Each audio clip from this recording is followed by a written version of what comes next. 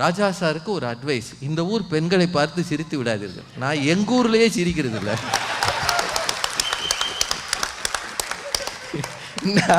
என்னைக்கு நான் சிரிச்சிருக்கேன், கல்யாணம் பண்ணதுக்கு பிறகு சிரிக்கவே முடியாம தெரியுது. இதுல இந்த அம்மா, ராஜா சார் இந்த ஊர் பெண்களை பார்த்து சிரித்து விடாதீர்கள், சிரிச்சா இவங்க மட்டும் ஒருத்தரை பார்த்து சிரிச்சா பாசம் வந்துருமா, நான் மட்டும் சிரிச்சா ஏமா சிக்கல் வருது? உண்மையான பாசம் என்றால் எவர் சிரித்தாலும் அது பாசம் வெளிப்படணுமா இல்லையா? நீங்க சிரிச்சா பாசம், நான் சிரிச்சா மோசமா? அப்படின்னா உங்க பாசத்துல ஏதோ வில்லங்கம் இருக்கு. போங்கம்மா, ரொம்ப மோசம். அதுல இந்த இவர் என்ன செஞ்சார், அவங்க வீட்டம்மாவுக்கு வேலை செஞ்சிருக்கிறாருங்க. அதுல இவங்களுக்கு என்ன வருத்தம்? முதல்ல ஒண்ணு தெரிஞ்சுக்கங்கம்மா, அடுத்த வீட்டுல என்ன நடக்குதுன்னு நீங்க பார்க்காதீங்க. முதல் தப்பு என்ன தெரியுமா? அடுத்த வீட்டில் என்ன நடக்குது, நம்ம விட அவங்க பாசமாக இருக்காங்களா இல்லையா செக் பண்ணுறது. எப்போவும் அவன் வீட்டுக்காரம்மா சொல்கிறத செய்கிறதுன்றது வேற வழி இல்லை, கடமை. அது அவன் தானே செய்யணும். இதில் ஒரு பெரிய விஷயம்னு இங்கே வந்து எங்களை போட்டு பாடாப்படுத்தி என்னென்னவோ பேசியிருக்காங்க. அதில் அந்த முதல்ல ஒரு அம்மா பேசினாங்களே, மல்லிகா இளஞ்சேரன், அவங்கள பற்றி ரொம்பவும் சொல்லக்கூடாது. ஏன்னா இளஞ்சேரன் சார் பாவம், அவரே நொந்து உட்காந்துருக்காரு. அவங்க பேசணும்னு ஆசைப்பட்டது அவர் தான். பணம் என்னடா பணம், பணம் குணம் தானடா நிரந்தரம். கண்ணதாசன் பாட்டு எழுதினாராம், ஓசியில் எழுதினாரு. ஓசியில் எழுதினாராம்மா, அவர் ரூபா வச்ச பிறகுதான் பாட்டே கொடுத்துருப்பாரு. அதானுங்க இப்பெல்லாம் இருக்கிற கவிஞர்கள் பெட்ரோல் பில்லெல்லாம் வந்து கையில் கொடுத்தா தான் பாட்டை கொடுக்குறாங்களாம். தமிழ்நாட்டில் வந்து பாருங்க, அப்படித்தான் இருக்குமா. நிலைமை சரியில்லாமல் இருக்கு. அன்னை தெரசா பார்லருக்கு போகிறார்கள், என்னென்னவோ சொல்லியிருக்கிறாங்க. ஒன்றுங்க, இந்த ட்ரெஸ்ஸுக்கு 13 கோடி, இன்னொருத்தர் பெங்களூரில் 500 கோடி, இதெல்லாம் இருக்க. இந்த 2 கல்யாணத்தை பற்றி மட்டும் ஏன் நீங்கள் சொன்னீங்க? ஏன் சொன்னீங்க? தமிழ்நாட்டில் வேறு கல்யாணமே நடக்கலையா? ஏன் சொன்னீங்க? பணக்காரர்கள் வீட்டில் எது நடந்தாலும் உலக பிரசித்தியாக செய்தியாகும். மதுரையில் விசேஷ நாட்களில் முகூர்த்த நேரத்தில் ஒரே நேரம் 150 கல்யாணம் நடக்குது. உங்களுக்கு தெரியுமா? 150 கல்யாணம் மீனாட்சி அம்மன் கோயிலில். சமயத்தில் பொண்ணு மாறிடும் கூட்டத்தில். அவன் கூட்டு வந்த பொண்ணு ஒன்றா இருக்கு. சார் நான் போய் சொல்லலைங்க, நிஜம் நடந்திருக்கு. இல்லை, சினிமாவே எடுத்திருக்காரு விசு சார். பொண்ணு மாறிடும், அம்பாள் கொடுத்ததுன்னு கூட்டு போயிடுவான். அவன் நினைச்சதை விட இந்த பொண்ணு பாசமான பொண்ணா கூட இருக்கும். இது நடந்திருக்கு. அங்கே வந்து கல்யாணம் பண்ணி வாசலில் மனோரமா ஹோட்டல்னு ஒன்று இருக்குது, அங்கே சாப்பாடு சாப்பிட்டு போகிறவனுக்கு என்ன சந்தோஷம் வரும்? 500 கோடி கல்யாணம் பண்ணவனை பற்றி தான் நீங்கள் பேசுகிறீங்க. காரணம், பணம் இந்த ஊரில் பேச வைக்கும். சார் வேறு ஒன்றும் வேண்டாம், நீங்கள் மதுரைக்கு வாங்க அல்லது சென்னைக்கு வாங்க, வந்து ஏர்போர்ட் வாசலில், ஏர்போர்ட்டில் விட்டு நீங்கள் இது இறங்குறீங்களா, அரைவரில் ஒரு மாருதி காரோ ஒரு சாதாரண கார்லேயோ வந்து இறங்குங்க, வண்டி அப்படி ஓரமாக நிறுத்துங்க, போலீஸ்கார் வருவார், தூக் ஓடும், நிற்கக்கூடாது. நீங்களே ஒரு பிஎம்டபிள்யூவில் வாங்க, ஜாகுவாரில் வாங்க.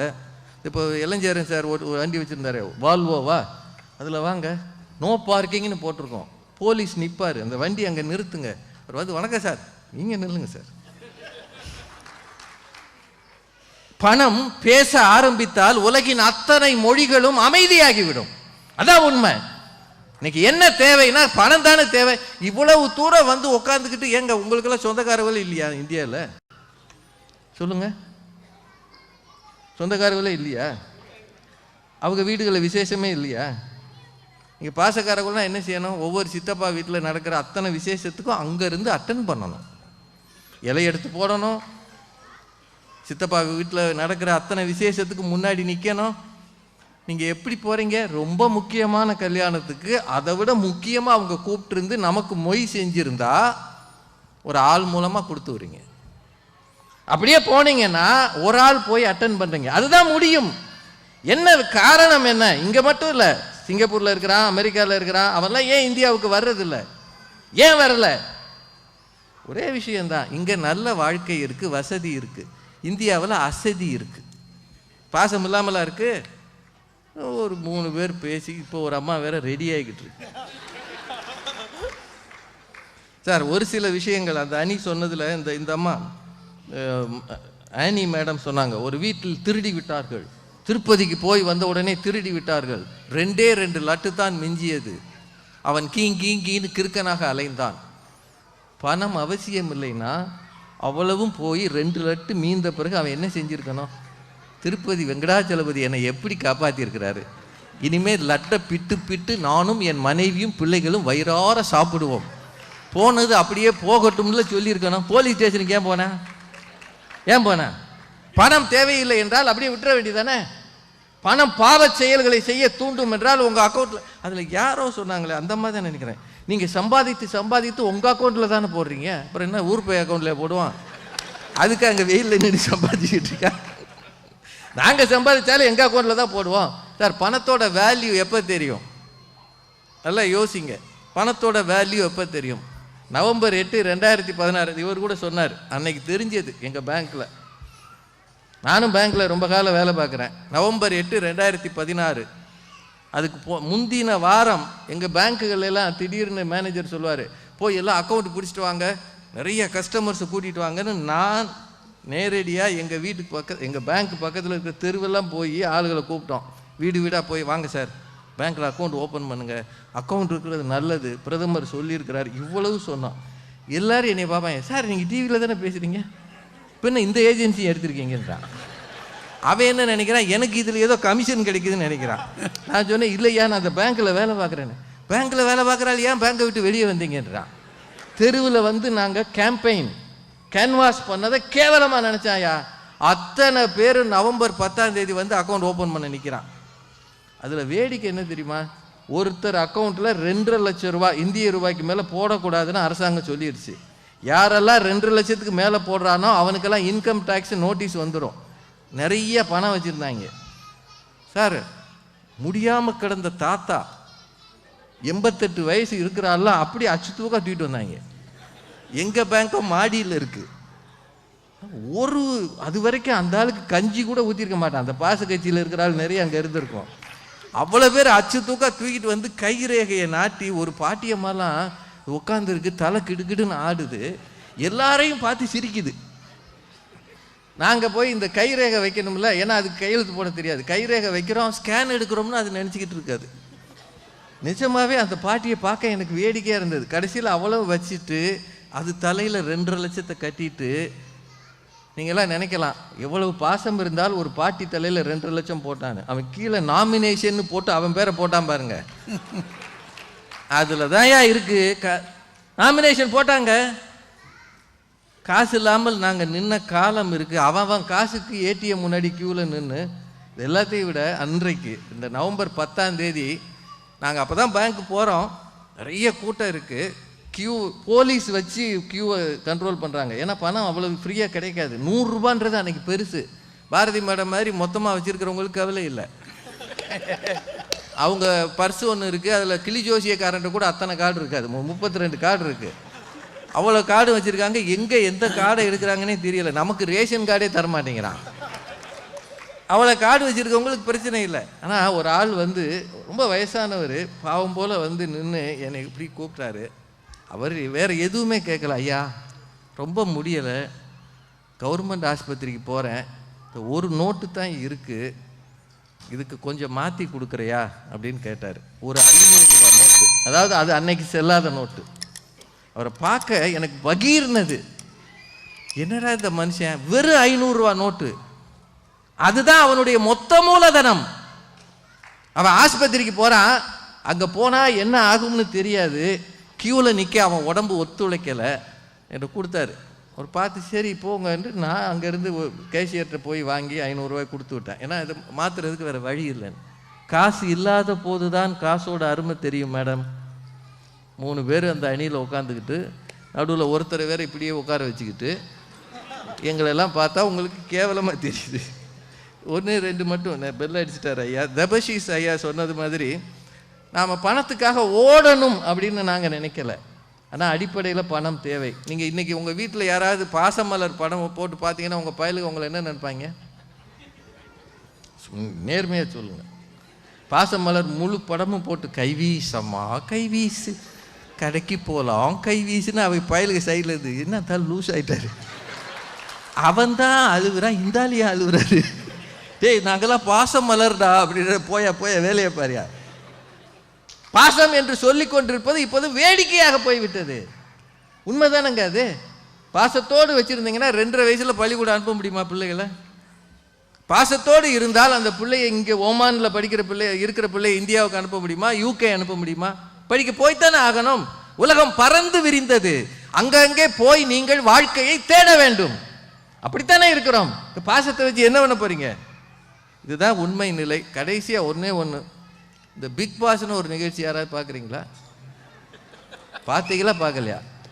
எனக்கு பயங்கர வருத்தம் என்னங்க, நமிதாவையே பாத்ரூம் கழுவ விட்டாங்க. எவ்வளோ பெரிய கலை சேவை அந்த அம்மா செஞ்சிருக்கு.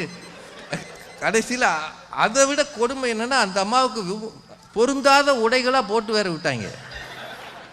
அது பாவம் யாது. அந்த அம்மா பாத்ரூம் கழுவுது. இன்னும் நிறைய பேர் அவனே சமைக்கிறான், அவனே சண்டை போட்டுக்கிறான், அவனே அழுகிறான். ஏன் சொல்லுங்க? ஏன்? கவனிச்சிங்களா? உங்களை யாரையாவது ஒருத்தரை இப்போ நான் சொல்கிறேன், அந்த அணியில் இருக்கிற 4 பேரையும் 100 நாள் போயிடணும். வெளி உலக தொடர்பு கிடையாது, மொபைல் கிடையாது, சொந்தக்காரங்களை பார்க்க முடியாது, நீயே சமைக்கணும், நீயே சாப்பிடணும், மொத்தமாக இருக்கணும், அடிக்கடி சண்டை போடணும். நாங்கள் சொல்லும் போதெல்லாம் ஒரு ஆளை காலி பண்ணணும், அப்புறம் திரும்ப அவரை கூப்பிட்டுக்கணும் அப்படின்னு சொன்னால் நாம் யாராவது ஒத்துக்குவோமா? இங்கே கூட்டத்தில் இருக்கிற எத்தனை பேர் ஒத்துக்குவீங்க? ஆனால் பணம் கொடுக்கிறேன் என்ற பிறகு பிரபலங்களே அதற்கு போக தயாராக இருக்கிறார்கள் என்றால், பணம் நீ செய்ய விரும்பாததை கூட செய்ய வைக்கிற ஒரு உலகமாக இது இருக்கிறது. அதில் வேடிக்கை என்ன தெரியுமோ? எல்லாரும் பணத்துக்காக போனாங்க, ஆனால் உள்ளே போனோன்னே அண்ணன் தங்கச்சி அக்கா தம்பின்னு அவ்வளோ பேர் கட்டி பிடிக்கிறாங்க. பணத்தை முன்னாடி வைத்தால் பாசம் கூட வந்து விடுகிறது இல்லையா? நீங்க எங்க அக்கா மாதிரி. ஐயோ, இந்த உலகம் வேஷத்தை போட்டுக்கொண்டு பாசம் என்று சொல்லுகிறது. நீங்க பணத்துல சரியா தப்பா அப்படின்னு பார்க்கறதுக்கு ஒரு மிஷின் வச்சிருக்கான், அதுக்கு உள்ள போட்டு தான் எடுக்கிறான். சரியில்லைன்னா கூப்பிட்றான், இது செல்லாது, இது கள்ள நோட்டுன்றான். ஆனால் பாசத்தில் எது சரி எது தவறு என்று கண்டுபிடிப்பதற்கு இன்னும் மிஷின் கண்டுபிடிக்கப்படவே இல்லை. பல நேரங்களில் வேஷங்கள் கூட பாசம் என்று இந்த ஊரிலே ஒரு வேடிக்கை நடத்தி கொண்டிருக்கிற காரணத்தால் பணம் இருக்கிற வரை உங்களை எல்லாரும் மதிப்பாங்க. வயசான ஆளுகளுக்கு இது இங்கேருந்து சம்பாதிச்சு அங்கே அனுப்புகிறவங்களுக்கு சொல்லிடுறேன், யாரையும் நம்பி அடுத்தவன் பேரில் பணம் போடாதீங்க. அது மச்சானாக இருக்கலாம், மகனாக இருக்கலாம், யாராவது இருக்கலாம். உங்கள் பேரில் உங்கள் அக்கௌண்ட்டில் போட்டு பத்திரமா வைங்க. வச்சிங்கன்னா ஒரு 30 வருஷம் 15 வருஷம் கழித்து ஆஞ்சி ஓஞ்சி இந்தியாவுக்கு போனீங்கன்னா உங்களை வரவேற்க ஆள் இருக்கும். ஏன்னா இங்கேருந்து போகும்போது லூலுவுக்கு போகாமல் இந்தியா போனால் ஒரு ஆள் சொல்லுங்க பார்ப்போம். கேரி ஃபோர் லூலுவுக்கு போகாமல் யாராவது போனீங்களா ஐயா? வெறுமனே நீங்கள் ஒரு 2 தடவை போய் பாருங்கள்.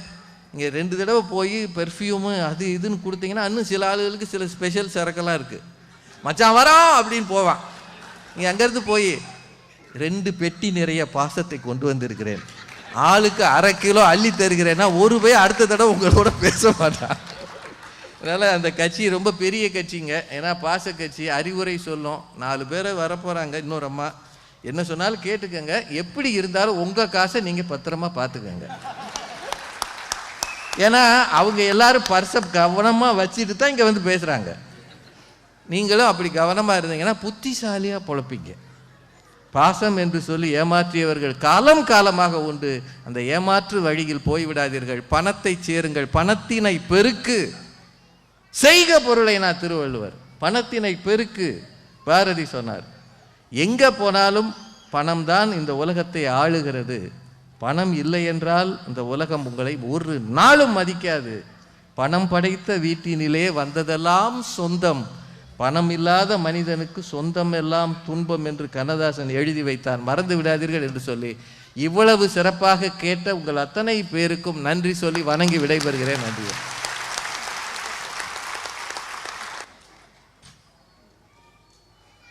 ராஜா சார் பணத்துக்காக இவ்வளவு தூரம் வரிஞ்சு கட்டி பேசுறத பார்க்குற போது எனக்கு ரொம்ப பயமா இருக்குயா.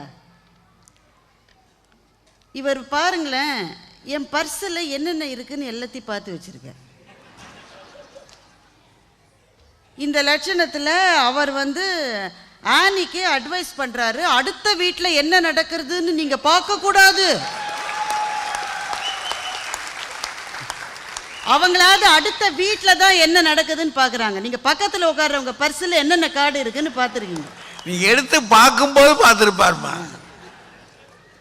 இதில் அவருக்கு அட்வைஸ், அந்த சாருக்கு சுந்தரா அவர் பேர் என்ன, சுந்தருக்கு அட்வைஸ், நீங்கள் ஏன் ஓமான் ஏரில் போகிறீங்க, நீங்கள் ஏர் இண்டியாவில் போக வேண்டியது தானே. நாங்களாம் ஏர் இண்டியாவில் தான் வந்தோம். ஏர் இண்டியாவில் நாங்கள் வரோம். அந்த அக்கா இருக்குல்ல, அங்கே ஏர் ஹோஸ்டஸ் அக்கா, அது ராஜா சார் அப்படி கவனிக்குது. இல்லை, நடுவர் ஐயாவுக்கு ஒரு கூடவே 4.5 மணி நேரமும் ஒரு சரியான இலக்கிய கம்பெனி கிடைச்சது. இவரை வந்து அந்த அக்கா அப்படி கவனிக்குது. எப்படி கவனிக்குதுன்னா, அவங்க கொடுத்த அந்த ஒரு சாப்பாடுன்ற பேரில் ஒன்று கொடுக்குறாங்கல்ல, அதை பார்த்த உடனே இது சரியில்லையேன்றாரு. உடனே பிஸ்னஸ் கிளாஸில் கொடுக்குற அந்த சாப்பாட்டை அவருக்கு மாத்திரம் ஒரே ஒரு பேக்கெட் கொண்டு வந்து கொடுக்குது. பக்கத்துலேயே பரிதாபமாக நான் ஒரு ஜீவன் இருக்கேன்னு, என்னடா என்ன யாருமே கவனிக்க மாட்டேன்றாங்க, இவரை மாத்திரம் அந்த அக்கா அப்படி கவனிக்குதுன்னா அப்புறம் தான் புரிஞ்சுது எனக்கு, மதுரைக்காரங்கள்லாம் பசக்கார பயலுகன்னு.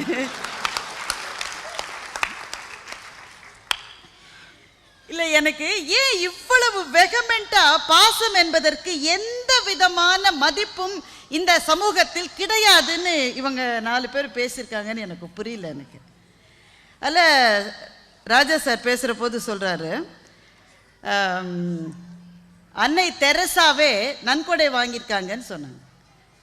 இந்த உலகத்தில் நன்கொடை வாங்கியவர்களினுடைய பட்டியல்னு நீங்கள் எடுத்தால் கோடிக்கணக்காக இருக்கும். யாருடைய பெயரும் நினைவில் இல்லை. ஆனால் மற்றவர்களுக்காக கை நீட்டிய ஒரு அன்னை தெரசா அவருடைய மரணத்துக்கு பிறகு தொடர்ந்து நினைக்கப்படுகிறாருன்னா என்னங்க காரணம்? அவர் மனசிலே இருந்த பாசம் அந்த நன்கொடையை புனிதமாக்கி விட்டது. அதுதானே காரணம். அவங்கெல்லாம் கல்யாணம் பண்ணாதவங்க. இப்ப என்ன பட்டிமன்றத்தில் என்ன கல்யாணம் செய்தவர்களில் இன்றைக்கு தேவைன்னு போட்டிருக்கு. எல்லாருக்கும் சேர்த்து தானே பட்டிமன்ற தலைப்பு. புத்திசாலித்தனமா பேசுறதாவே நினைச்சுக்கிட்டு ஒருத்தர் உட்காரக்கூடாது எப்பவுமே.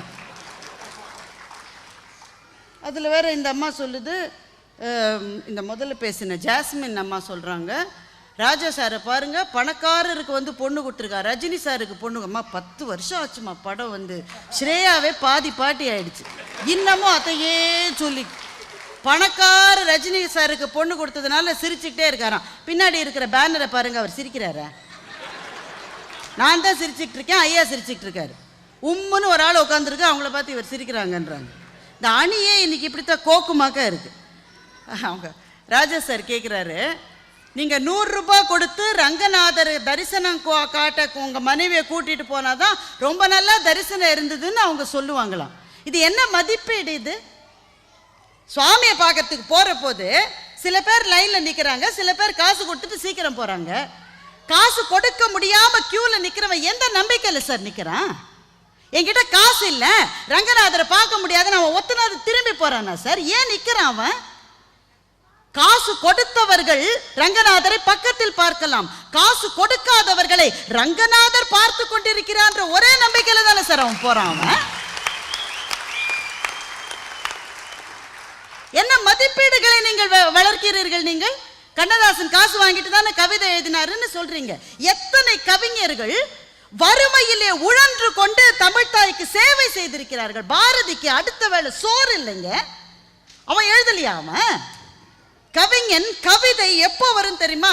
வறுமையிலே இருக்கிற புலவனுக்கு தான் கவிதை பிரவாகமாக கொட்டும். அவர் வந்து நானே இப்போதாங்க இந்த டிமானிட்டைசேஷன் தொல்லை முடிஞ்சு கொஞ்ச நாளாக நிம்மதியாக இருக்கு, இங்கே வந்து ஞாபகப்படுத்திட்டார்.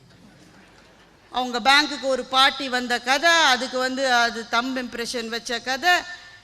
ஆனால் பார்த்தீங்களா, சில பேர் என்னதான் புத்திசாலித்தனமாக பேசினாலும் அவங்க மனசில் இருக்கிறது தான் வெளியில் வரும். கவனிச்சிங்களா நீங்கள்? ஒரு 500 ரூபாய் இருந்தால் தம்பி நான் ஹாஸ்பிட்டலுக்கு போகலான்னு ஒரு கஸ்டமர் சொல்கிறாரு. ராஜா சார் பேங்கர், ஒரு பேங்க் அஃபிஷியல் அந்த ஆளை எப்படி பார்த்துருக்கணும்? அக்கௌண்ட் நம்பர் 22345 போய் லைனில் நில்லு, அப்படி தானே சொல்லணும். ஆனால் ஒரு முதியவர் வருத்தப்படுறாருன்னு சொல்லி கியூவை பைபாஸ் பண்ண வச்சு அவருக்கான காசை ராஜா சார் கொடுத்தாரு. அது அவர் மனசில் இருக்கிற பாசம் இல்லையா? அது மாட்டிக்கிட்டாரு சார். பாசம் காட்டுவது என்பது மனித மனத்தினுடைய இயல்பு. எப்படி நீங்க அதை மூடி மறைக்க போறீங்க? நீங்க பணம் தேவையில்லை என்பதே கிடையாது. இந்த அம்மா தான் சொன்னாங்கன்னு நினைக்கிறேன். ஏம்மா நாங்களாம் குளிக்கலன்னு உங்களுக்கு எப்படி தெரியும்? என்ன பெரிய ஆராய்ச்சி! ஐன்ஸ்டீன் நியூட்டன் வந்து பிச்சை வாங்கணும். நாங்கள்லாம் எங்க ட்ரெஸ்ஸை துவைக்கிறது இல்லையா, நாங்கள்லாம் குளிக்கிறது இல்லையா. உங்க அணியில் ஒருத்தர் உட்காந்துருக்காருல உங்களுக்கு பக்கத்தில், நாங்க 3 பேரும் அந்த அணியில் உபன்யாசம் பண்ணவங்கன்னு ராஜா சார் சொல்லியிருக்காங்க. அவங்க 3 பேரும் அது உபன்யாசம் தான் பண்ணார். இவர் டான்ஸே ஆடி இருக்கார். ஆடாது அசங்காது பாடல்ல அந்த பிள்ளைக்கு பதிலாக இவரை சேர்த்துருக்கணும். நீங்க இந்த காசு பணம் துட் அப்படியே கானா பாலாவை பார்க்குற மாதிரியே இல்லை நமக்கு. கண்ணை உருட்டுறாரு, கையை ஆட்டுறாரு, ஒரு நடன கச்சேரியே நடத்தியிருக்காரு ஃப்ரெட்ரிக்கு. இந்த அவருக்கு அவர் பேர் தெரியலையே, இளங்குமரன். கடைசி மட்டும் என்ன பேசினார்னு விளங்கல. கடைசி மட்டும் நானும் அவர் பேச வந்ததுலேருந்து நோட்டை எடுத்து பேனா வச்சுட்டு இருக்கேன். ஒண்ணுமே எழுதல. என்ன பேசினார்னு இறுதி மட்டும் எனக்கு புரியல. கடைசியில் ஒரே ஒரு விஷயம் புரிஞ்சுது.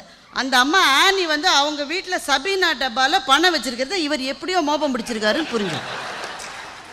சார் எனக்கு ஒன்று தெரியல சார். நானும் பேங்க்கில் இருக்கேன், ராஜா சார் பேங்க்கில் இருக்கேன். ஒருத்தர் அக்கௌண்ட் ஓப்பன் பண்ண வந்தால் நாங்கள் அவரை தான் எல்லா டீட்டெயில்ஸும் எழுத சொல்லுவோம். அவர் மொபைல் நம்பர் அவர் தான் போடணும். கடைசியில் அவர் தான் கையெழுத்து போடணும். இவர் மொபைல் நம்பர் போட வேண்டிய இடத்துல அவர் மனைவியோட மொபைல் நம்பரை இவர் போட்டிருக்கார். அப்போ அலர்ட்லாம் அவங்களுக்கு தானே போகும். ஏன் நான் செலவழிச்சோம் அவங்களுக்கு அலர்ட் போதாதுன்னு மாய மந்திரத்தில் போட்டு நீங்கள் தான் அவங்க நம்பரை கொடுத்துருக்கீங்க.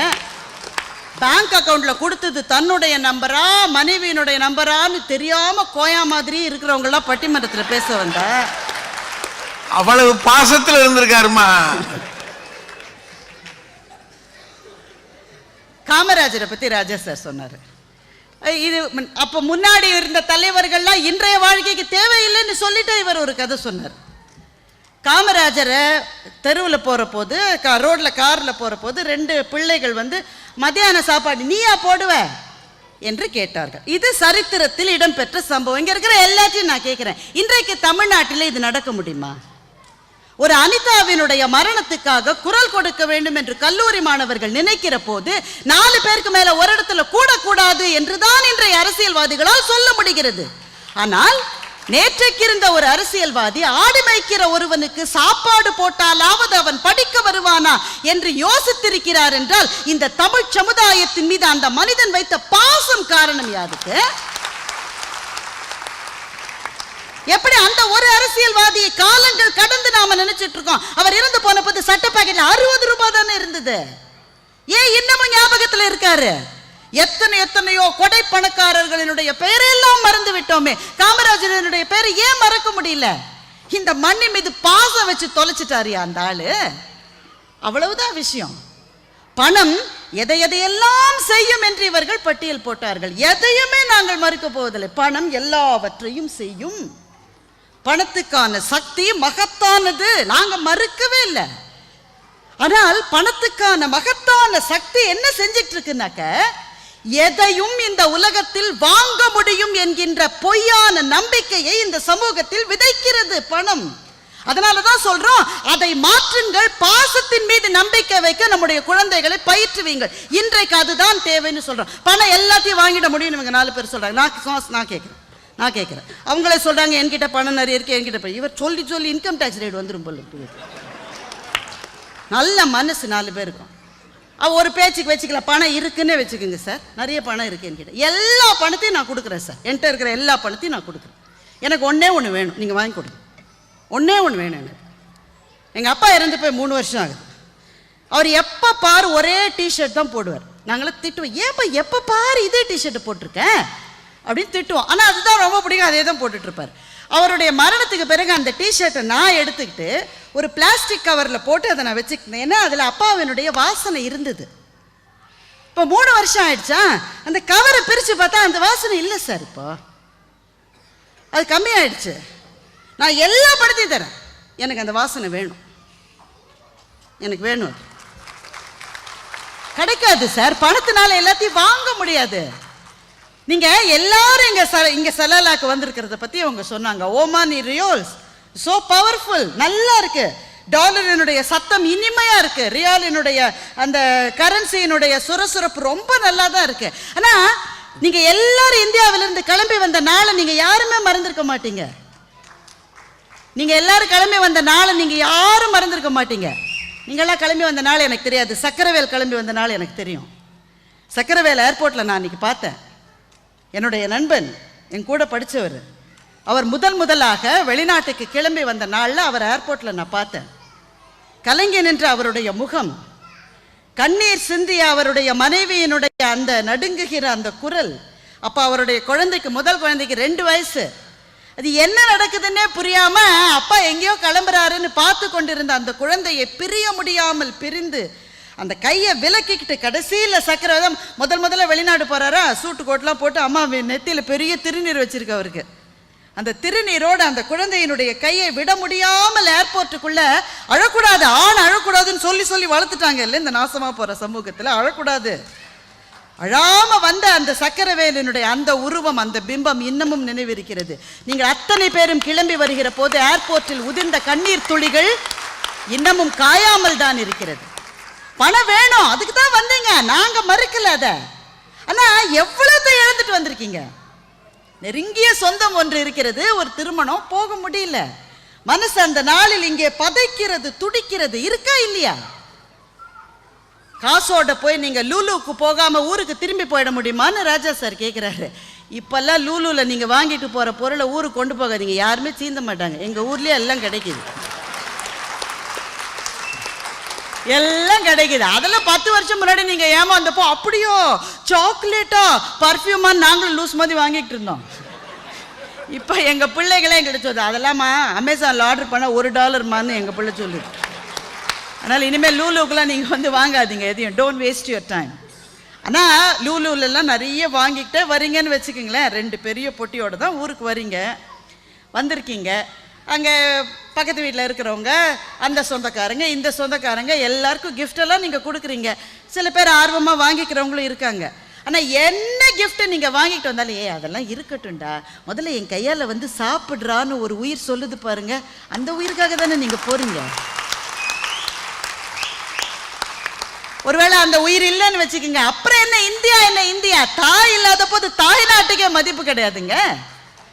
அந்த பாசம் இருக்கிறதே, அது எவ்வளவு பவர்ஃபுல்லானதுன்னா, இவ்வளவு தொலைவு இருந்து நீங்க பேசுறீங்க. எவ்வளவு தூரம் இங்க ஓமான் இந்தியாவில இருந்து எவ்வளவு தூரம்? 2000 மைல்ஸ். 2000 மைல்ஸ். முதல் வார்த்தை தான் போன்ல பேசுறீங்க, ஹலோ அம்மா, அவ்வளவுதான் சொல்றீங்க. அதுக்கு அடுத்த நிமிஷம் கேக்குது, என்னடா சளி பிடிச்சிருக்கா, தூங்கலையா நேத்திக்கு, ஏன் குரல் ஒரு மாதிரி இருக்கு? எப்படி 2 இதயமும் ஒரே பீட்ல எப்படி துடிக்க முடியும்? 55 டிகிரியில வெப்பத்தில் வேலை செய்கிற எங்கள் அரபு நாட்டு சகோதரர்களுடைய வாழ்க்கையை ஐயா போய் பார்த்திருக்கிறார். எங்களால் மறக்க முடியாது. முதல் முறை நாங்கள் தோஹாவுக்கு வந்த காட்சி. எல்லாம் பேசியாச்சு, ஊருக்கு திரும்பி போறோம். ஏர்போர்ட்ல இருக்கோம். ஆல்மோஸ்ட் கேட் க்ளோஸ் பண்ண போற நேரத்தில் அங்க தரையை தொடச்சிட்டு இருந்த ஒரு சகோதரர் ஐயாவை பார்த்துட்டு அலைய கொலைய ஓடி வந்தார். அவர் வசதியெல்லாம் கிடையாது. எவ்வளவு ஊரில் எவ்வளவு கடன் இருந்தால் இங்கே தோஹா ஏர்போர்ட்டில் தரையை க்ளீன் பண்ணிட்டு இருப்பாருன்னு யோசிச்சு பாருங்க. அப்படிப்பட்ட ஒரு சகோதரர் ஐயாவை பார்த்து ஓடி வந்தார். ஐயா ஐயா ஒரு நிமிஷம் இருங்கய்யா, இதோ வந்துடுறேன்.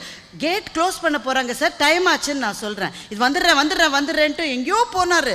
அவர்கிட்ட இருந்த காசெல்லாம் திரட்டி ஒரு சின்ன பேரிச்சம்பழ டப்பா வாங்கிட்டு ஐயாட்ட கொடுத்தாரு. அந்த காட்சியை நான் இன்னும் மறக்கலை. 10 வருஷம் இருக்கும். என்ன சொன்னார் தெரியுமா? ஐயா இதை எடுத்துட்டு போங்க ஐயா ஊருக்கு, எங்க ஐயாவுக்கு கொடுக்குற மாதிரி இருக்கியான்னு சொன்னார். மனசுல இருக்கிற பாசம் இருக்கு பாருங்க, அதுதான் பணம் சம்பாதிப்பதற்கே ஒரு அர்த்தத்தை ஏற்படுத்துகிறது. ஒருத்தருமே இல்லை பாசம் காட்டுறதுக்கு, எந்த பயலும் கிடையாது. அப்பா கிடையாது, அம்மா கிடையாது, மனைவி கிடையாது, பிள்ளை கிடையாது, பொண்ணு கிடையாது. உங்களால் இதே வேகத்தோடு பணம் சம்பாதிக்க முடியுமா என்று மனசாட்சியோடு பதில் சொல்லுங்க. யாரும் கிடையாது, செய்யறதுக்கே எதுவும் கிடையாது. எனக்கே நான் ட்ரெஸ் வாங்கிக்கலாம், எனக்கே நான் நகை வாங்கிக்கலாம், எனக்கே நான் வீடு கட்டிக்கலாம், ஒரு ஜனம் கிடையாது. இதே வேகத்தோடு நாம் பணம் சம்பாதிப்போமா என்றால் ஒரே பதில் தான், இல்லை இல்லை இல்லை. தாய்லாந்தில் மிகப்பெரிய பணக்காரர், தாய்லாந்திலேயே தி ரிச்சஸ்ட் மேன், அவருடைய மகன் 21 வயசான இளைஞன் இன்னைக்கு துறவி ஆயிட்டான். இது செய்தி. இது he is going to be the next emperor of that entire business holdings. ஆனா எதுவுமே வேணாம்னு சொல்லிட்டு துறவி ஆயிட்டான். இன்னைக்கு பணம் என்பது ஒரு நாளும் மனசுக்குள்ளே நாம் தேடுகின்ற ஆனந்தத்தை, சந்தோஷத்தை, அதெல்லாம் கூட இல்லை, நிம்மதியை, நிறைவை தரவே தராது. அதை தருவதற்கான ஒரே சாதனம் பாசம் மாத்திரம்தான். எனக்காக ஒரு நெஞ்சம் எங்கேயோ துடித்து கொண்டிருக்கிறது. எனக்கு உடம்பு சரியில்லைன்னா அது கவலைப்படும், எனக்கு மனசு சரியில்லைன்னா அது எனக்கு ஆறுதல் சொல்லும், எனக்கு வெற்றி வந்தா அது ஏறி ஏறி குதிக்கும், எனக்கு தோல்வி வந்தா போனா போறது, நாளைக்கு நீதான் ஜெயிக்க போறான்னு என்னோடு எழுந்து தெம்பாக என்னிடம் பேசும். இப்படி ஒரு உயிர் எங்கேயோ இருக்கிறது என்பதால் தான் நாம் ஒவ்வொருவரும் உயிர் வாழ்ந்து கொண்டிருக்கிறோம். இப்படி ஒரு உயிர் கூட இல்லை. கண்ண மூடி யோசிங்க. இந்த மாதிரி ஒரு லிஸ்ட் அங்க ஒருத்தருக்கும் இருக்கும். ஒருத்தருக்கு ஒரு பேர் ஒருத்தர் இருப்பாங்க, ஒருத்தருக்கு 2 பேர், ஒருத்தருக்கு 10 பேர், ஒருத்தருக்கு 20 பேர். யாருக்கு மிக அதிகம் பேர் இருக்கிறீர்களோ நீங்கள் தான் அனில் அம்பானியை விட, முகேஷ் அம்பானியை விட மகத்தான பணக்காரர். முகேஷ் அம்பானி என்னோட ஞாபகத்துக்கு வருது. எல்லாரும் பார்த்தோம் வாட்ஸ்அப்ல. முகேஷ் அம்பானி என்னுடைய மகன் கிட்டத்தட்ட 140 கிலோ வெயிட் இருந்த ஆளு ஒரு பர்டிகுலர் டயட்டை எடுத்து எடுத்து எடுத்து மிக மெலிந்திருக்கிறார். எல்லாரும் அதை பார்த்துருப்பீங்கன்னா ரொம்ப பருமன் ஆயிட்டான் அந்த பையன், சின்ன பையன், அவன் ரொம்ப மெலிஞ்சிட்டான். நம்ம எல்லாருமே நம்ம ஊரில் இளைஞர்கள்லாம் ஜாலியாக என்ன பேசிப்பீங்க, பிறந்தா முகேஷ் அம்பானியோட பையனா பிறக்கணும்டா, அட்லீஸ்ட் அவருக்கு மாப்பிள்ளையாவது போகணுண்டா, இப்படி தான் நம்ம பேசிப்போம். முகேஷ் அம்பானியோட மகன், ஒரே வாரிசு, அவனை இன்டர்வியூ பண்ணுறாங்க. அவன் என்ன சொல்லியிருக்கணும், இந்த உலகத்திலேயே மிகப்பெரிய செல்வத்தை அவனுடைய அப்பா அவனுக்கு கொடுத்துருக்காரு, அவங்க தாத்தா அவனுக்கு கொடுத்துருக்காரு. Who is the person that you always want to remember என்று கேட்கிற போது அந்த பையன் சொல்றான், my mom என்று சொல்லுகிறான். எல்லாரும் அப்படிதான் சொல்லுவாங்க, எல்லாரும் அவங்க அம்மாவை தானே சொல்லுவாங்க, அப்பாவை சொல்லல. இந்த மாபெரும் செல்வ சாம்ராஜ்யத்துக்கு அதிபதி ஆகி இருக்கிற அப்பாவை விட்டு விட்டு அந்த நேரத்தில் அம்மாவை சொன்னான். ஏன் அம்மாவை சொல்ற என்று கேட்டபோது, my mother was always very lean. ஏன்னா அவங்க ரொம்ப தின்னாதான் இருப்பாங்க. ஆனால் மகன் டயட் இருக்கான்றதுனால அந்த 1.5 வருஷமும் அவ்வளவு பணக்கார பொம்பளை, அதுவும் மகன் சாப்பிடுகிற அந்த இலையும் தழையும் சாப்பிட்டு 1.5 வருஷம் அந்த பெண்ணும் ஒண்ணுமே சாப்பிடாம இருந்திருக்காங்க. யார் அது? முகேஷ் அம்பானியினுடைய மனைவி. அவங்க நினைச்சா அமெரிக்காலேருந்து சாப்பாடு வர வச்சு பாம்பேல உட்காந்து சாப்பிடலாம். ஆனா 1.5 வருஷம் மகன் டயட் இருக்கானேன்னு தான் சாப்பிடாம இருந்த தாயை கண்ணீரோடு ஒரு மகன் நினைக்கின்றான். செல்வத்தின் உச்சத்தில் இருக்கிற அந்த மகனிலிருந்து ஆரம்பித்து செல்வமே இல்லாமல் நம்முடைய சென்னை வீதிகளில், தமிழ்நாட்டினுடைய வீதிகளில், தரைகளிலே இருக்கிற ஏழை பிள்ளைகள் வரைக்கும் வாழ்க்கையோடு அவர்களை இணைப்பது ஒரே ஒரு விஷயம்தான், அவர்கள் மீது பாசம் கொண்டிருக்கிற ஏதோ ஒரு உயிர். அந்த உயிருக்காகத்தான் நம்முடைய இதயங்கள் துடித்து கொண்டிருக்கின்றன. பணம் வாழ்க்கைக்கு மிகவும் தேவை. ஆனால் இன்றைய சூழ்நிலையில் எது தேவை என்றால் நான் சொல்லுவேன் பணம் அல்ல. ஏனென்றால் பணம் தேவை தேவை தேவைன்னு இந்த மாதிரி 4 பேர் பேசி பேசி பேசி தான் எல்லாத்தையும் பணத்தால் வாங்க முடியும் என்று நினைக்கிற இளம் தலைமுறை இன்றைக்கு வளர்ந்து கொண்டிருக்கிறது. பணத்தால் எதையும் வாங்க முடியாது, நிம்மதியை வாங்க முடியாது, ஆரோக்கியத்தை வாங்க முடியாது, நிறைவை வாங்க முடியாது. பணம் வசதிகளை கொடுக்கும், ஆனால் அதை துரத்தி போகிற வாழ்க்கையை விட கொடுமையான வாழ்க்கை எதுவும் கிடையாது என்று எப்போது சொல்லுகிறோமோ அப்போதுதான் நல்ல சமூகம் நாளைக்கு எழுந்து நிற்க முடியும். ஆப்பிரிக்காவில் இருக்கிற வாழ்க்கையை பற்றி ஃப்ரெட்ரிக் சொன்னாங்க. உங்கள் எல்லாருக்கும் தெரியும், சிரியாவில் நடந்துட்டு இருக்கிறது. ஒரு புகைப்படம் நம் கண்களை கவர்ந்தது. மொசூல் நகரத்திலிருந்து கூட்டம் கூட்டமாக, கொத்து கொத்தாக, அடிமைகள் போல மக்கள் வெளியே போகிறார்கள். நடக்கவே முடியாத தன்னுடைய தம்பியை தூக்கி கொண்டு ஒரு 7 வயசு பையன் நடந்தானே, அந்த படத்தை பார்த்து நாம் ஏன் அழுதோம்? நமக்கும் அவனுக்கும் என்ன சம்பந்தம்? ஊரை விட்டு போறான், வெடிகுண்டு வெடிக்குது, சாப்பாடு கிடையாது, என் உயிர் பிழைத்தால் போதும் என்று ஓடாமல் நடக்க முடியாத தன்னுடைய தம்பியை தூக்கி கொண்டு ஓடினானே, அவன் ஒருவன் தான் வாழ்க்கையை பற்றிய நம்பிக்கையை எனக்குள் கொடுக்கின்றான். இந்த பாசம் இருக்கிற வரை இந்த உலகத்தில் அறம் வாழும், தர்மங்கள் நிற்கும். மானுடம் மேன்மைப்பட வேண்டும் என்று சொன்னால் பணத்தை முன்னே வைக்காதீர்கள், பாசத்தை முன்னே வையுங்கள். நாகர்கோயில்காரர்கள் நிறைய பேர் இருக்கீங்க. மக்களே, உங்களுக்கு தெரியும், எந்த விதத்திலும் மானுடம் மேலே மேலே மேலே போக வேண்டும் என்று சொன்னால் அது காலங்கள் தோறும் பணத்தால் வந்த மேன்மை அல்ல, மனிதனின் மனத்துக்குள்ளே துடிக்கின்ற பாசத்தால் வந்த மேன்மை. நன்றி, வணக்கம்.